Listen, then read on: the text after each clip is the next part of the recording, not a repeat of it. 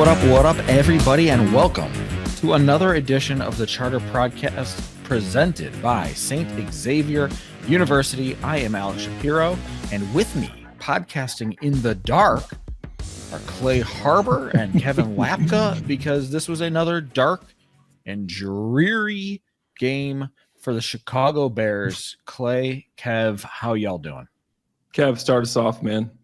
I mean, I'm embarrassed. It's an embarrassing time to be a fan of this football team. A rough one on Monday night. Not a lot to hang your hat on if you're the Bears. And just as a spectator of this team and an evaluator of this team, it's a lot to unpack, and most of it is not good.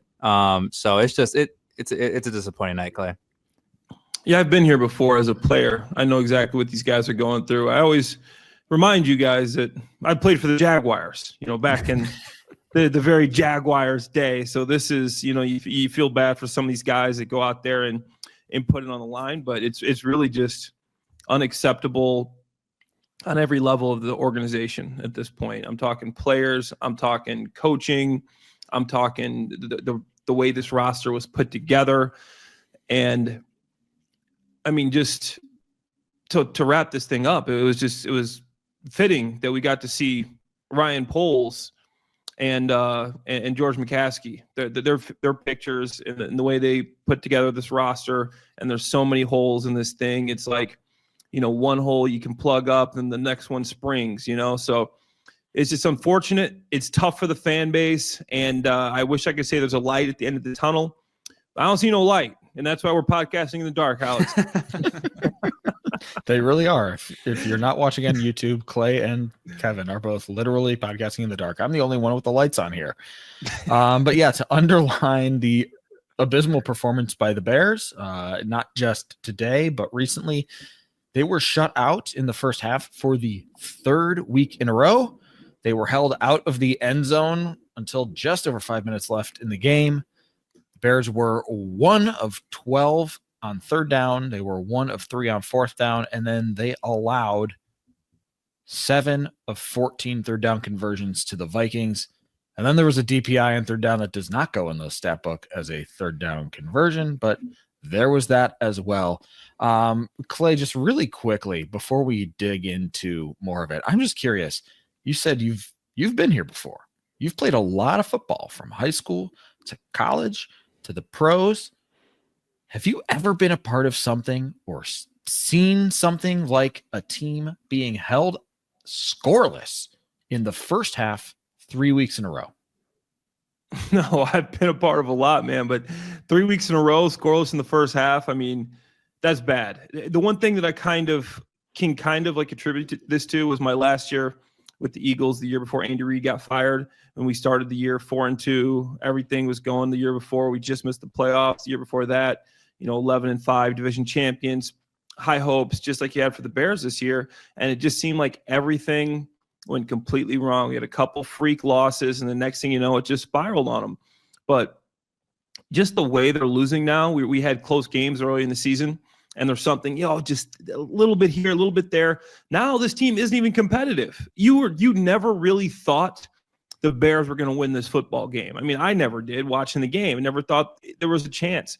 So there is a lot of work to be done this offseason. And once again, we're sitting here talking about the offseason with 3 games left in the year. Yeah, the final score was 30-12. And as Clay alluded to, it did not really feel as competitive as that score implied, which is kind of crazy to say. Caleb Williams also, once again, really did not have a good game. He was not very good against the San Francisco 49ers. Again, pedestrian and sometimes just looked like he wasn't able to make the play. He finished 18 of 31 for 191 yards. He had that one touchdown late in the fourth quarter that we mentioned. No interceptions, and he did have the strip sack. That wasn't entirely his fault. But there were kind of problems throughout his game. He was missing open receivers, overthrows.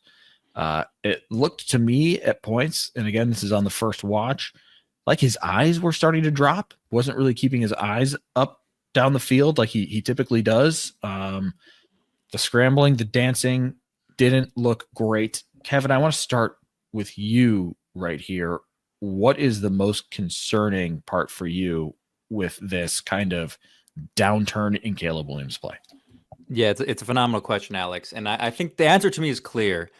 I think it's a lack of confidence and this regression of confidence that we've seen since really, I guess you put the pin in that Jacksonville game because that was the best game of his early career. And he's had ups and downs, right? But it's overall been kind of a trend down since then. And for me, it's been a lack of confidence. And whether you think that's his fault or not, that's what we're seeing here. And Troy Aikman alluded to it at the end of the game. He says one of the one things that you cannot afford your rookie first-round overall pick to lose late in the season is confidence. And to me, it's evident. It's evident in the X's and O's. It's evident on the way he's carrying himself on the sideline and after these plays. But you take a look at that play where Rome Odunze is wide open in the middle of the field, and that screen grab is going around Twitter right now. I know it's going to make its rounds, and the armchair QBs on Twitter are going to go crazy over it. But to me, it's just a sign of that lack of confidence and that lack of ability to pull the trigger and believe in himself as a player. And in that first half, when you talk about 0 points for 3 consecutive weeks, I mean, his average depth of target was, I believe, somewhere around a yard. I mean, it was on pace to be the lowest average depth of target by any quarterback in a game in the history of the NFL. Luckily, he picked it up in the second half, but that's what things look like in the first half. And when I evaluate these last 3 weeks and really these last 8 weeks and since the collapse of the Commanders game, it's really evident to me that there is a lack of confidence within him. And that's a scary thing. It's a hard thing to repair, but confidence, when you are playing at an all-time high, like watch a player like Josh Allen. That's a player who knows he's the best in the league, who's entirely confident, and is going to go out there and make every play that he wants to make, and he's going to do it. And that's what Caleb Williams did in college. You're not seeing that same confident player we saw at USC, and it's a very concerning thing, and they're going to have to hire the right guy who can get the confidence back instilled in him. So that's really my main takeaway is it looks like a lack of confidence has happened here. Clay, what's most concerning for you? Yeah, so I'm not going to make excuses for Caleb. So I'll start off by saying this. Yeah, he didn't look good.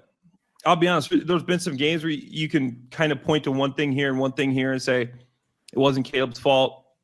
He didn't have command. He wasn't getting the ball out on time. He wasn't accurate.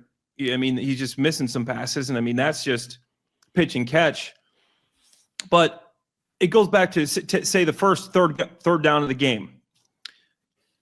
Perfect protection. Guys come wide open, and Caleb starts running the ball. And he runs himself into a sack. I think Caleb knew this is tough for a young guy. He knew. He goes, hey, we got Kiran Amegadjie as my starting left tackle right here. And he's kind of preparing himself to know that he's going to have to run, and he scared himself. He's seeing ghosts. It's Sam Darnold. He's seeing ghosts. He's, man, I'm going to have to get out of here. I got Kiran Amegadjie. I got the Vikings. We're at US Bank Stadium. Perfect protection. And now he's running. That's concerning. He's starting to lose the trust of the system. There's stuff that's there. It doesn't look like he's even looking downfield anymore on some throws. Some throws, it seems like he's just ready to run or he's expecting to get hit. And then you got the plays where he does get hit. And obviously, Bears were put in a terrible situation. Kiran Amegadjie never played in training camp. Never, right? Mm-hmm. Comes in. He got a few snaps one game. And then on Saturday? Was this yesterday that he finds out he's playing, taking no first team reps, a rookie? Obviously, he's a third round pick, and you think he might be able to hold up in there. And he had a bad game. I will say it was bad. It was not pretty. He was getting beat pretty much on every snap. He was not taking a pass set. He was basically backpedaling backwards. Like, are they coaching this guy at all when I'm watching these pass sets? There's no bend. There's no set. But he was put in such a tough spot. Typically, guys, when someone's not playing early in the week, they're not playing, you're getting all the reps. When it's sprung on you like this, and obviously I'm not a medical doctor, I've never heard of something like this. Obviously, it's happened with the Bears twice this year, with Brisker, and then now with Braxton Jones. My entire career, never did a guy go through a full week of practice, and right before the game, you're out. And even if I'm going back to myself, tight end, say I'm with the Eagles, Brent Selleck goes through the whole week of practice. It's Friday before the game. Yeah, you got to prepare. You got to be a pro. But then to get no reps with the first team and get thrown in there, it's a tough situation. And if you're a veteran, you can handle it because you've got a system. You know what, do it before a rookie. That was unfair. And I think that was kind of weighing on Caleb, knowing that he didn't have a guy in there. And that comes back to how do we come in with this situation as this is our offensive line depth. We don't have a valuable backup that we can put in there, and it's not going to scare your quarterback to where he's running the first play of the game, to where he's getting blindside strip sacked, to where, I mean, to me, this is just the roster. Obviously, the way it was put together was not good enough. And then obviously you got all the fluctuation with the coaching staff, and all of that comes back to your rookie quarterback. All of this stuff affects him, and I think you can see it in his play. So that's my take. It wasn't pretty for Caleb. And I'm not trying to make excuses for him because he should be better. We've seen some rookie quarterbacks play better than him this year, but it is a tough situation for him. Yeah. Unfortunately for the Bears, they have one solid backup, really, it seems, who's played well. That's Matt Pryor, and he can play every position as a backup except center, and he's already backing up at right guard because Nate Davis cut, obviously didn't work out. Ryan Bates out. So Matt Pryor was next man up at right guard, and that left Kiran Amegadjie at left tackle.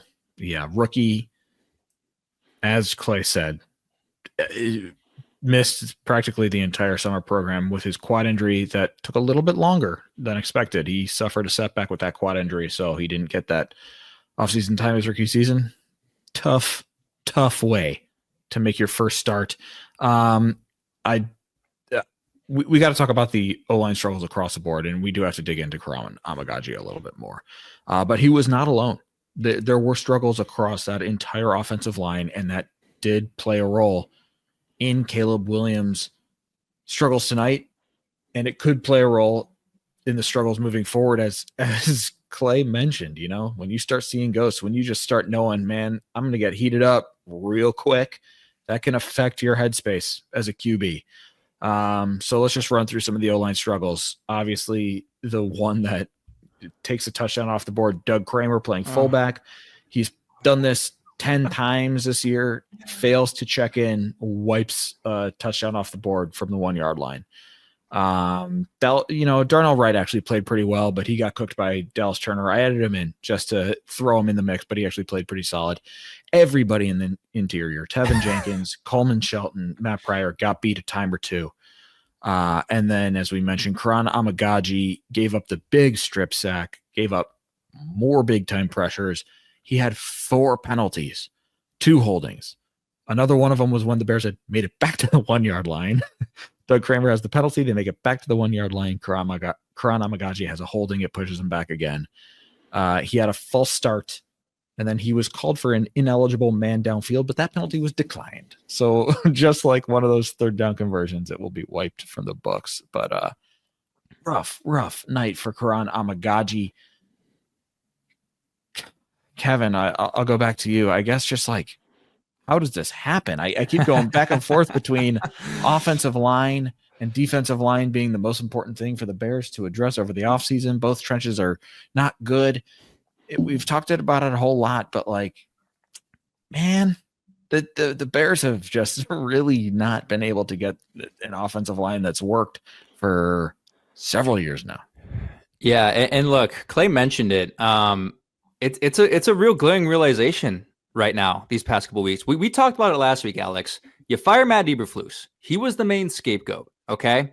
When he's fired and things go wrong, somebody has to be blamed. It is how this works.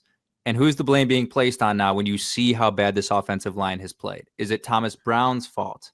No, it's probably not his fault. Is it Caleb Williams' fault? Well, maybe there is a little bit of Caleb Williams being at fault for holding the ball too long. Troy Aikman made reference to that. The blame is being put on Ryan Poles for not constructing a good enough offensive line. And I think there were people like myself included, I'll be completely honest, who like a little bit ignored it at the start of the year. We saw how talented this team was at the receiver position. And we saw how talented Caleb was at specific things like being able to play out of structure, being able to get the ball out quickly. And I think we thought that the offense surrounding the offensive line was going to be good enough to be transcendent of any, possible errors and faults that they would have throughout the year. It's just not how it works. It's just not how the league works. And they also, unfortunately, are dealing with a lot of bad injury luck. It comes down to building a poor offensive line through the draft and not addressing it enough in free agency. That was the issue. We didn't know what Kiran Amegadjie would look like. We didn't believe that he was the best prospect potentially taken out of Yale in the 3rd round. But as these things keep going, and it's going to get worse these last couple weeks, these are going to come to light. Who does this fall on? It falls on the general manager for apparently not putting his rookie quarterback, the number 1 overall pick, in the best position to succeed with finding the best talent offensive line. So he's going to have to take the blame here. And I made reference to it.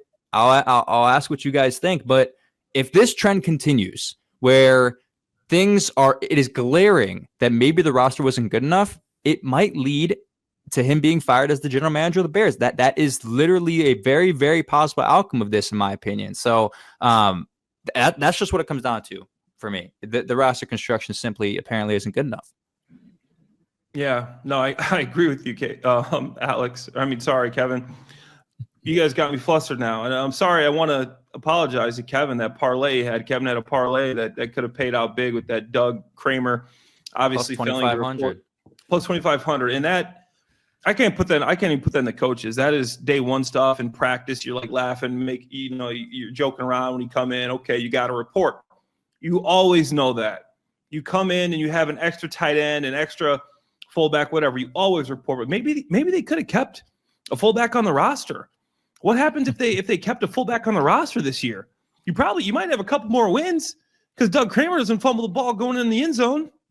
Instead of having a guy report, you have an actual fullback, but that's neither here nor there.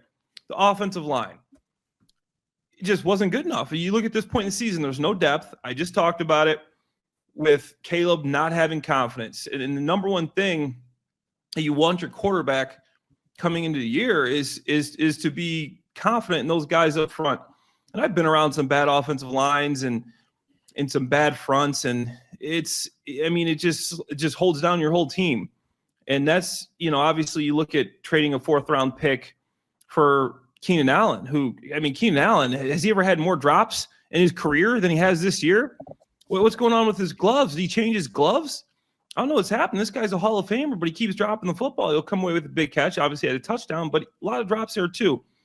But overall, if you want a quarterback to have a chance to be successful, I think next year you might be seeing 4 new offensive linemen in Bears uniform starting. And I wouldn't be opposed to that. So it's tough, and it's even hard to put that one on the coaching staff. Maybe you go with Larry Borum instead of Kiran Amegadjie. But at this point in the year, let's see what we got with our 3rd round pick. And I'm starting to think that Ryan Poles should maybe just skip the 3rd round. Look at his 3rd round picks. We got Velus Jones. We got Kiran Amegadjie, and we got Zach Pickens. None of those guys have done anything. So just skip the 3rd round, polls, trade your 3rd round picks. And for a team, the last 3 games, you have under 160 yards of total offense in the first half of each game. So just think of having 160 yards of offense in a full game. Now take that into 6 quarters, a game and a half. That's what you're doing in the first half. It's like, what's happening to where you can't start and get anything going? You're averaging 50 yards per first half of a game your last 3 games. It's hard to take anything positive from this offensively with Caleb or anybody on the offense when you're putting up numbers like that.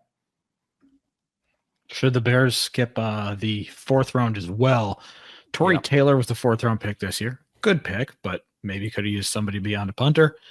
Tyler Scott, a 4th round pick. Hey, shout out. Tyler Scott caught his first football of the 2024 season this season. I don't believe he has 20 career catches yet, but he got his first catch. We also have Noah Sewell in the 4th round, and I believe Roshan Johnson in the 4th round last year. Skip the draft. Were there any 4th rounders? No 4th rounders the first year for Ryan Poles.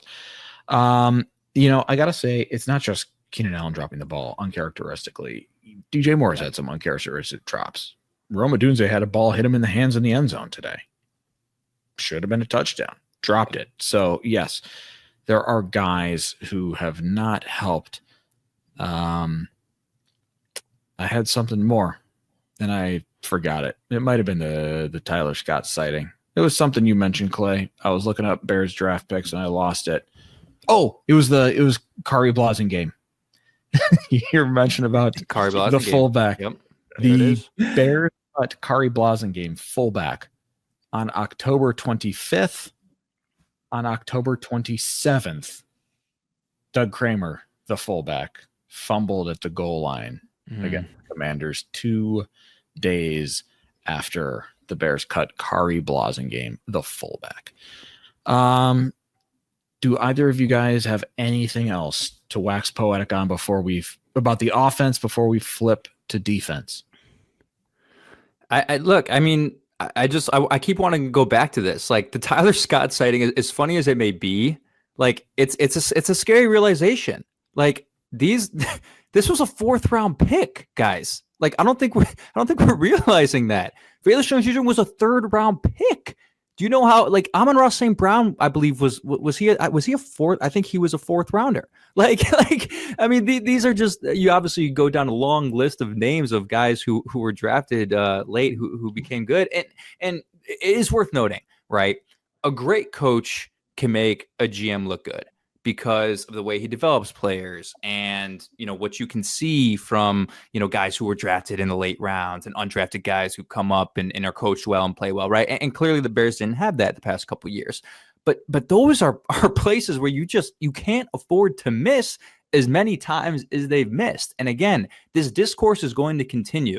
And that's why I'm going to ask you the question right now. Here we are on December 16th, because it's going to be the topic of the town for the next 2 weeks. Clay, you're going to talk about it on the Pro Football Show endlessly, I'm sure. Like, how hot is Ryan Poles' seat? Like, do we need to literally seriously be discussing the possibility of him being fired? I know, Alex, you kind of dismissed it last week, and I get it. But throughout the next couple of weeks, from what we saw, I need you to answer the question, how hot is the seat? I mean, we got to do a weekly checkup on it at this point. Alex, can you say? Do you know how to say the name of Kwesi, the Vikings GM? Kwesi Adofo-Mensah? Oh, there we go. That guy. Yeah. Okay. So here's something that I think is a difference, right? The Bears trade a 2nd round pick for Montez Sweat, right? When he was going to become a free agent on a team you're rebuilding with. Season's gone. Obviously, Montez Sweat comes in, has a good year. It's a 2nd round pick. That was a high 2nd round pick too. It was a little 2nd round pick. The Vikings didn't trade a 2nd round pick to get an edge rusher. The next year, they went to free agency and they got Jonathan Grenard, a guy who just terrorized us tonight. And guess what? They kept their 2nd round pick. So we could have got on a lower contract Jonathan Grenard, who obviously is on a better defense, a better defensive line. But I'm saying when you're rebuilding, you're just throwing a 2nd round pick out there because you don't think anybody's going to be available in free agency. And you lose all of your leverage in contract negotiations and you pay a top 5 contract for Montez Sweat, who I think he's had a really down year. Maybe he's playing hurt. Maybe he's not. He's not living up to his contract right now. Yes, people are saying the goalposts have moved. Yes, the goalposts have moved because the guy isn't producing like you traded a pick for him to and like you paid him to. So now I'm looking at that trade. That's not a good trade. You traded another 2nd round pick for Chase Claypool. Take 2 2nd round picks, high 2nd round picks. Chase Claypool is actually the 32nd pick, and you put these 2 guys in your offensive line now, and you still have the free agent. Now, obviously, you can still sign a free agent defensive end like Montez Sweat, Jonathan Grenard. Now you put 2 top 2nd round picks, 1 32nd pick on your offensive line. How different does a team look? Yes, his seat is getting hot. As the seasons go on, and as we see how these things have turned out, people say it's hindsight bias. That's the name of the game when you're a general manager and you're making these decisions. You don't get graded on what happens right now. You get graded on the longevity and how your decisions turn out. And these decisions have not turned out well. These are 2 guys that could have been stalwarts on your inside of your offensive line. You see the Detroit Lions. You see some of these teams with really big offensive lines, great players there. You just gave away players and you really got back nothing for that. 2 2nd round picks. That in itself is enough to warrant some questions. Yeah, Kevin, you said last week I kind of poo-pooed Ryan Poles being fired. And on today, Monday, December 16th, 2024, I still do think at the end of the day, at the end of the season, Ryan Poles will be around. However, it is a week-to-week league, and things change quickly in the NFL. And every week, that seat does get a little hotter. and it's worth monitoring. Like, do I think ultimately Ryan Poles will be retained? I do, but you're absolutely right. I mean, it's worth monitoring. So let's turn to the defense, which has also struggled. This was the calling card for this team at the beginning of the year. The defense made plays to help this team win football games, and that's how we thought that the Bears were going to do it this year. The defense has not held up their end of the bargain lately. We already mentioned they gave up 7 of 14 third downs, plus that DPI. Here were the third downs. 3rd and 17, 3rd and 10, 3rd and 4, 3rd and 15, 3rd and 3, 3rd and 1, 3rd and 6, and the DPI came on a 3rd and 7. 17, 10, 15. I mean, that's bad news. And they struggled in both phases. Again, Aaron Jones had nearly 5 yards per carry. Sam Darnold completed passes to 7 different pass catchers, and 3 went over 50 yards. That is Justin Jefferson, Jordan Addison, and TJ Hawkinson. The top 3 guys on the team, you didn't stop any one of them, really. So, Clay, I am just going to kick it to you, like, top level. What's going on with this defense that was supposed to be a top 5 unit, according to the guys in that room? Well, the first thing, you're going to give excuses for, say, injuries, right? With Billings, Dexter, you got some guys in there that, obviously are hurt. But then Tyreek Stevenson has not lived up to what people thought he was going to be when he was drafted. You look at him, he has just regressed. At the end of last year, okay, this guy's coming on strong, had a rough start to his season, finished strong. Everybody had high hopes from coming in the year. After that Hail Mary, he has just fallen off. I mean, you got penalties in the end zone. You got dumb plays, and he's just getting passes completed on him right and left. So there's a hole. Obviously, Brisker's out, and he's a tough guy to replace. The linebackers, I think TJ Edwards had a heck of a game. He had some solid plays there, but your other big signing, you go out in the first day of free agency and you sign a huge contract to Tremaine Edmonds. What has Tremaine Edmonds done to deserve that contract? I haven't seen much. Yeah, he's a big, good-looking guy. He can run, but if you're signing a guy in the first day of free agency to that contract as a middle linebacker, to me, that's another miss. You could have allocated that in so many different places. So it's just, like you said, it's every level of the defense. I like Kevin Byard, what he's doing. Obviously, Kyler Gordon has come on. He's one of the best slot defenders in the league.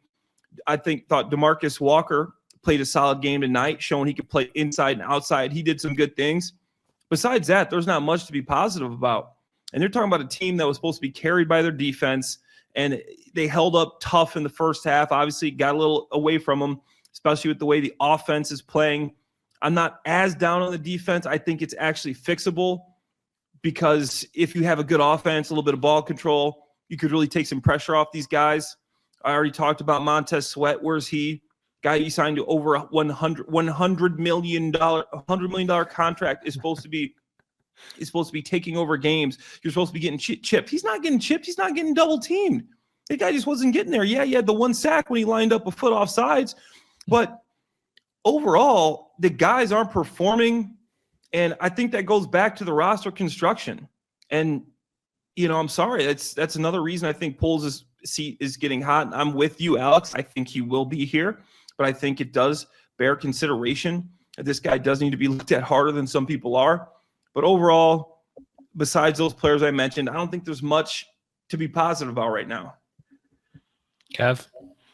Yeah, it's not a lot to be positive about right now. And it starts up front. It starts with the pressure. And the Montez Sweat thing is a serious concern for me. I mean, like, again, you're talking about $98 million, 4-year extension. And I don't know what like, it's not like Montez Sweat just became a bad player over the offseason. Like, this was a guy who transformed this defense, turned them into one of the best takeaway defenses in the NFL, increased their pressure rate by an insane amount, increased their sacks by an insane amount, like literally changed the forefront of this defense. And then this year, it's non-existent. And I get it. He doesn't have help. I know it's Darrell Taylor on the other side, and it was things that was fixable. And Gervon Dexter was out tonight, right? And Andrew Billings, who has been a really big factor on this team, has been out with injury. But I mean, that that's a very concerning thing, that this is a guy that you paid and extended, which everyone thought was the right choice at the time. I'm not really criticizing Poles for that, but he's not playing up to the money. And those are scary things because, the salary cap space looks fine, right? But the best thing you can do is find value in the NFL. And when you're not getting the most out of the high money you're paying players, it's a scary reality. I think nonetheless, like you mentioned, Clay, the silver lining is there's a lot of very good young talent on this defense, especially in the secondary. And you have to believe that with a couple other pieces up front, maybe a different coaching staff, that they'll be just fine at the defensive end. Like, for me, it's not that big of an issue when you talk about the grand scheme of the organization going forward, right? I think they have the right pieces and the right guys in place. I still think Jalen Johnson's a stalwart and Kyler Gordon's phenomenal. And who knows how long Tremaine Edmonds and TJ Edwards will stay here. But, those guys have been good. Jaquan Brisker, when he comes back from injury, like they have young talent who will hold down that defense for a long time. But, like you mentioned, Clay, it just goes back to the value aspect and, the Montez Sweat extension and the lack of pressure they're getting up front. That's where it is all collapsing and has collapsed for the Bears on the defensive side of the ball for the past couple of weeks. Clay gave a shout out to DeMarcus Walker, and I want to echo that shout out. He has quietly become one of the best performers on this defense and really showing up on that defensive line. Recently, leading up to this game, he had made some key stops near the goal line in the run game. And then today he had 4 QB hits and 1 TFL. He was fired up. Like, before the game kind of got out of hand, or at least felt like it was getting out of hand, even if the score said otherwise. He was bringing some juice. He was bringing some energy, and that is part of the reason why the Bears brought him here. He's a super vocal guy. He is a rah-rah guy. And that was visible. I mean, that was coming at you through your computer screen. So shout out DeMarcus Walker. And there is one more guy we got to shout out. And this is like another little silver lining Cinderella story. These are the little silver linings that maybe we'll be looking for as the season winds down and guys who typically don't get a lot of playing time get some more playing time. And that is Jonathan Ford, defensive tackle, with Jervon Dexter hurt. This is a guy who the Bears signed off of the Packers squad last week. Hadn't even been with the team a full 7 days. And he made his NFL debut tonight. I believe he's been in the NFL for a few seasons, but this is the first NFL action he saw tonight. And to me, it was like, whoa, who is 64? I don't know that number. I don't know this name.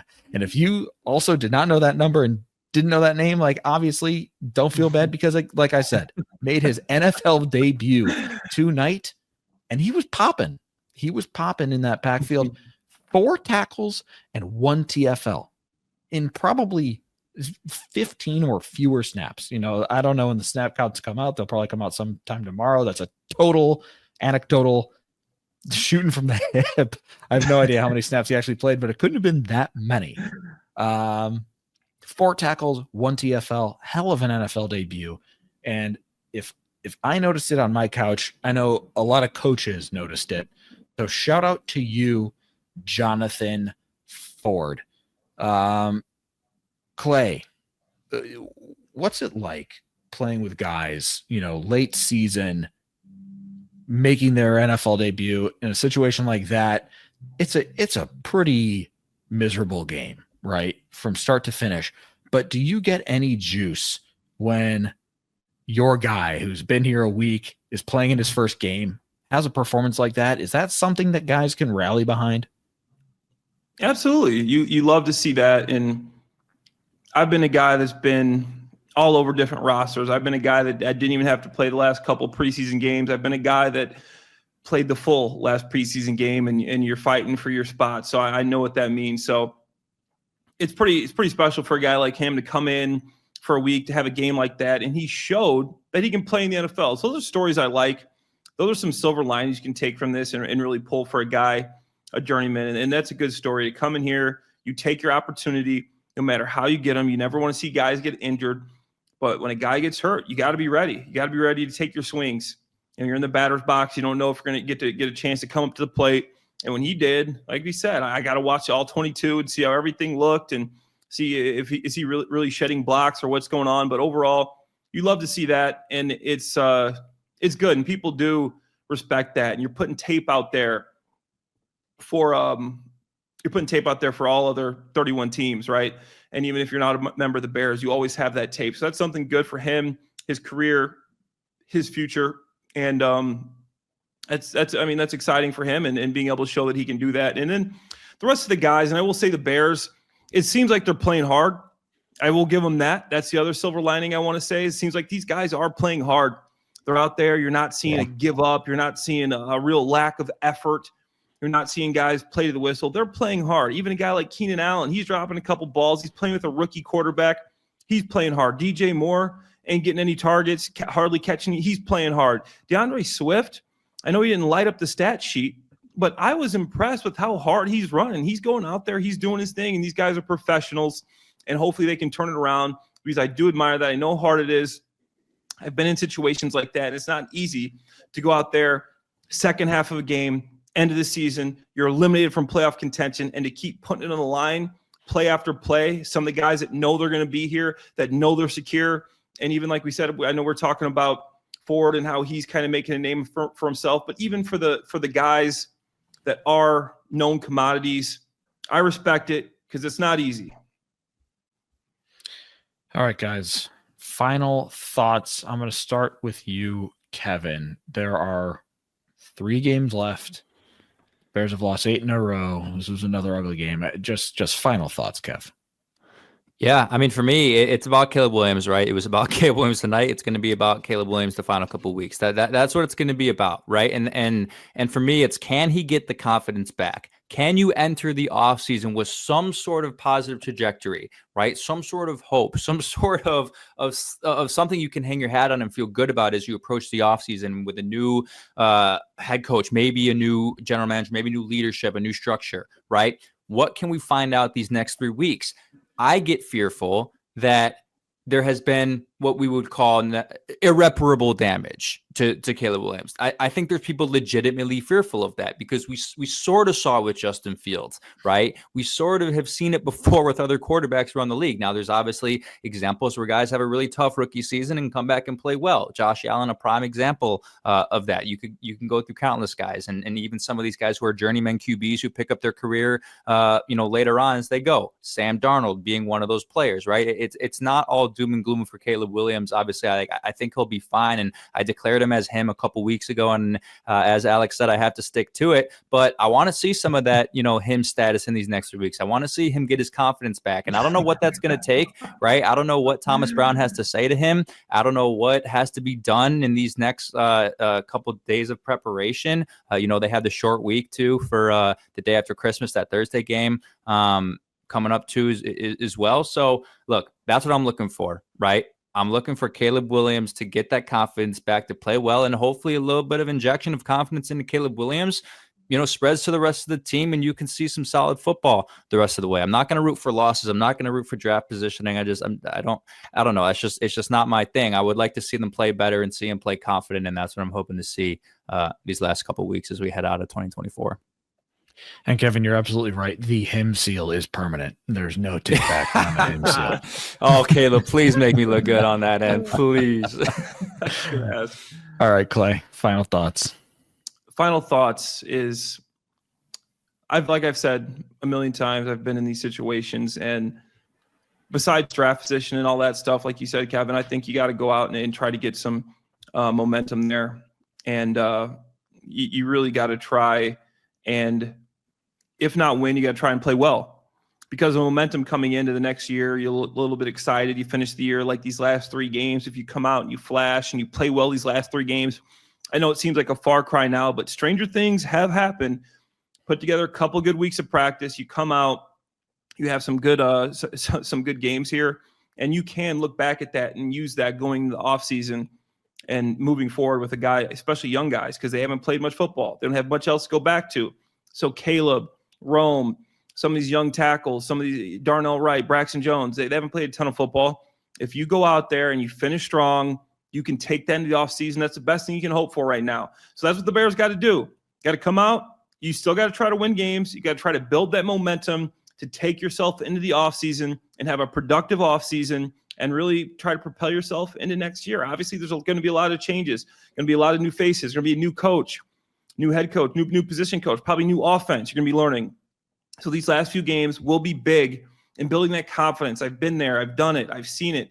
I've went through coaching changes. I've been through losing seasons. When you finish strong, it does help and it does matter. And there's a correlation there with how you start the next year and how you finish the last year. So that's what you got to hope for the Bears moving forward. Caleb, it needs something good to happen. He's got to have some positives to look back on so he can go in confident and look back on some good things. All right, my final thoughts. If you're looking for offensive linemen in the upcoming draft, just head to our YouTube page, head to the CHSN socials and our website. I already did my first mock draft of the year, and I'm gonna check that out. We looked at 2 interior linemen and 1 tackle. Coming up is going to be the all defensive line mock draft. So we did the offensive line last time, defensive line coming up. And every Wednesday, we've been doing a little head coach resume review. We have already done Mike Vrabel. We have already done Ben Johnson. We'll see who it is on Wednesday. That's not even a tease. I still don't even know. We will dig into that tomorrow. And so if you're looking forward to the offseason, don't worry. So are we, and we've got you covered. So for Kevin Lapka, for Clay Harbor, I'm Alex Shapiro. Thank you so much once again for listening to the Charter presented by St. Xavier University. We're going to be giving you this type of content throughout the rest of the season, so stick with us here on the Charter on CHSN and all of our Bears content on CHSN as we get you ready for the 2025 season. Hey, we made it to the middle of December. We made it to the middle of December this time before we started talking about 2025, but we're talking about 2025. So have a wonderful rest of your work week, everybody, and we will catch you on Wednesday.